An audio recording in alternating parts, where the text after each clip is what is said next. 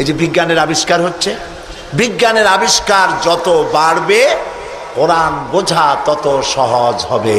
সুবহানাল্লাহ। নবীজি কোরআন তেলাওয়াত করছেন আর অমুসলিমরা ইসলাম কবুল করে চলছে। কাফেরেরা সচেতন হয়ে গেল, আমাদের লোকগুলি তো আর ধরে রাখতে পারবো না, সব তো মোহাম্মদ সাল্লাল্লাহু আলাইহি ওয়াসাল্লামের পিছনে লাইন লাগাইছে। তখন তারা হযরত ওমরকে লাগিয়ে দিল, যেই লোকটাকে যেখানে পাওয়া যায় সেখানে মারো। হযরত ওমর রাদিয়াল্লাহু তাআলা আনহু তখন জাহিল, তিনি কাফের ছিলেন, মারার জন্য নেমে গেলেন। কোথায় পাওয়া যায় খুঁজতে খুঁজতে জানা গেল যে তিনি মসজিদে হারামে নামাজ পড়ছেন। পেছনে গিয়ে ওমর দাঁড়িয়েছেন, অপেক্ষা করছেন যে ঠিক আছে নামাজ পড়তেছে, নামাজ পড়াটা শেষ হোক, তারপরে আচ্ছা তরে দেখব। নবী করিম সাল্লাল্লাহু আলাইহি ওয়াসাল্লাম নামাজের মধ্যে তেলাওয়াত করতেছেন জোরে জোরে।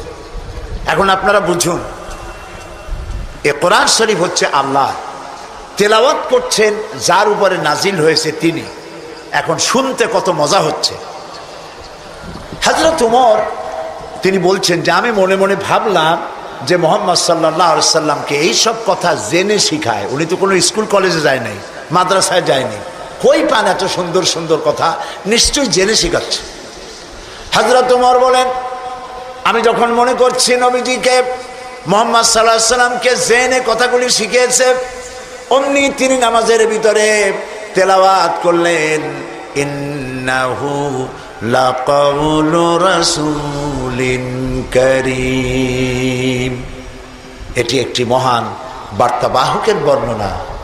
হযরত ওমর চিন্তা করলেন সর্বনাশ, আমি মনে মনে চিন্তা করছি জেনের কথা, আর উনি জবাবে বললেন না জেনের কথা না, এটা সম্মানিত বার্তাবাহক তিনি বর্ণনা করেছেন।